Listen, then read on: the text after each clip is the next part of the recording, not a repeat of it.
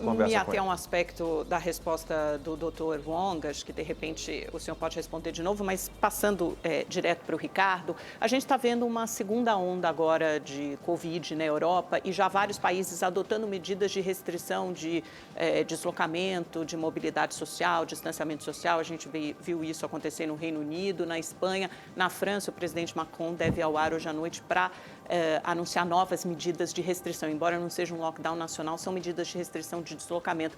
Isso não prova que essas medidas de quarentena ou distanciamento social, também como já foram exaustivamente provadas em outros estudos anteriores da Alemanha, do Reino Unido, que mostram que a taxa de contágio cai consideravelmente quando você separa as pessoas. Isso não comprova que essas medidas são necessárias, essas medidas profiláticas para impedir a transmissão ou retardar ou diminuir a transmissão do vírus? A gente viu isso na Europa crescer depois da reabertura, doutor Ricardo, né? Reabriu, teve o verão europeu, aglomerações, a contaminação aumentou. Olá, bom dia, Amanda, Lacombe, Silvio, meu amigo Anthony Wong. Eu te agradeço pela pergunta, Amanda. Eu discordo. Eu acho que prova que não se aprendeu nada com o que aconteceu até aqui.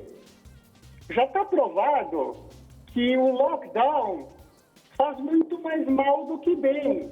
Inclusive, os defensores do lockdown, semana passada, perderam até seu embasamento matemático. A história do lockdown, das medidas draconianas, que nunca antes tinham sido feitas, vieram do modelo do Neil Ferguson, que deu um carteiraço com o Imperial College, pois os códigos do modelo matemático dele nunca tinham sido revelados. Agora ele se juntou com a Microsoft e remodelou as suas projeções num estudo que foi publicado na British Medical Journal.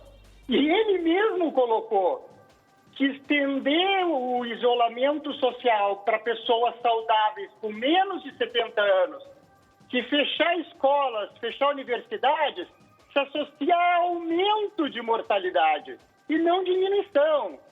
Aqui no Brasil, o Bruno Campelo, um dos nossos melhores bioestatísticos, rastreando 60 milhões de telefones celulares e validando essa medida de isolamento com o Google Mobility Report, demonstrou um excesso de 14% de mortes só por causa dessa medida de lockdown. E a plausibilidade biológica disso é evidente. A transmissão na comunidade é baixa. O risco de se infectar na comunidade, a taxa de ataque comunitária é de 0,45%. Dentro do domicílio é de 37% a 58%. Então, você desfaz a comunidade com essas medidas de lockdown e você cria clusters intradomiciliares. Você dá para o vírus o que ele quer, uma aglomeração de pessoas que vão ficar disseminando uma alta carga viral de vírus por muito tempo. Então, é uma boa ideia se você estiver torcendo para o vírus. A gente lembra que o Neil Ferguson, do Imperial College, foi aquele que defendia o isolamento total e recebeu a amante dele no próprio apartamento.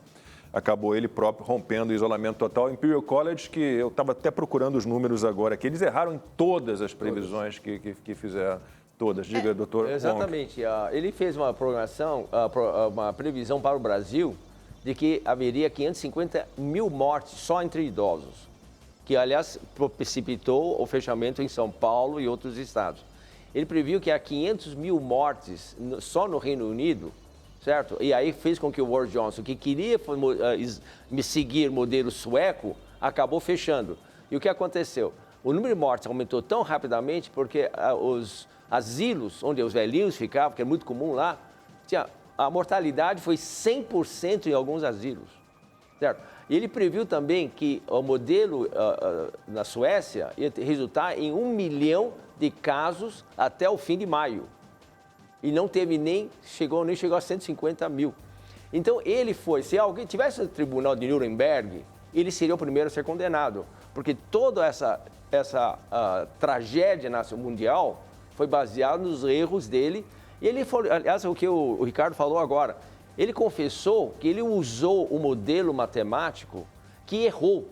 errou por 10 vezes os números deles. Ele pediu meia-culpa. Mas, Dr. Wong, tem outros estudos, por exemplo, um publicado na Alemanha, publicado na revista Science, outro do Reino Unido, que mostram que a taxa de contágio, assim que as medidas de restrição, de deslocamento entram em prática, caem consideravelmente. Por exemplo, esse da Alemanha, antes das medidas, 100 infectados contaminavam outras 43. Depois das 3 fases de distanciamento, esse número cai para 15. O do Reino Unido tem um gráfico claro mostrando que a taxa de contágio é perto de 4 antes das medidas de isolamento, e ele cai drasticamente depois das medidas de distanciamento implementadas a partir do dia 24 de março para menos de 1, para cerca de meio a taxa de contágio. Quando a gente fala em clusters, em aglomerações familiares, eu me pergunto se isso não acontece independentemente de medidas de isolamento ou não, porque assim, você sempre volta para casa. Se você fica 24 horas em casa ou 12 horas em casa, você vai voltar para casa em algum momento, vai beijar seus filhos, vai ficar com seus familiares. Então, é óbvio que a chance de transmissão em casa, se alguém estiver doente, é muito maior, óbvio, isso faz sentido. Mas imagine no começo da doença, quando você está transitando pela comunidade sem máscara, as pessoas ainda se adaptando às medidas profiláticas, quer dizer, a chance de você ter uma contaminação grande e até disso para a estrutura do sistema de saúde, isso representar um colapso, como aconteceu em Manaus, não é grande. Sem dúvida. É uma pergunta legítima. Só fazer um apontamento bem rapidamente. Aqui na América Latina, o lockdown mais severo foi da Argentina e também do Peru.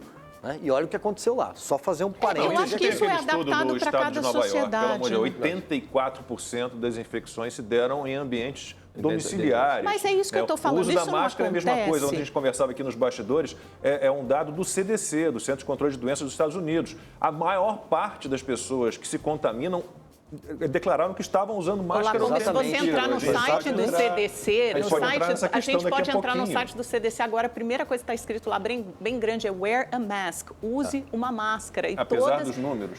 Apesar dos números, não. O diretor do CDC, o Robert Redfield, disse claramente que se toda a comunidade usasse máscara, a contaminação por transmissão poderia cair drasticamente entre 4 e 8 semanas. Essas são as palavras do diretor do CDC, eu tenho um estudo que é o Centro de Controle e Prevenção pacientes, de Doenças. 85% dos casos usavam máscaras sempre ou com frequência. 7%, isso nos Estados Unidos. 7% usavam máscaras eventualmente, 8% usavam máscaras raramente ou nunca. Há muitas outras variáveis, não é a diretriz. O Ricardo também quer falar. E é importante levantar esse detalhe também. Que máscara? Que tipo de máscara estava sendo usada? As máscaras caseiras funcionam.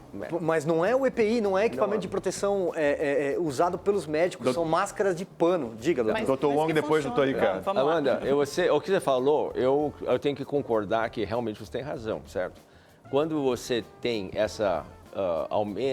tem essas aglomerações, aumenta a contagiosidade. Como aconteceu agora na Espanha, na Inglaterra, na França. As pessoas não aguentam mais ficar em quarentena, então saíram para as baladas.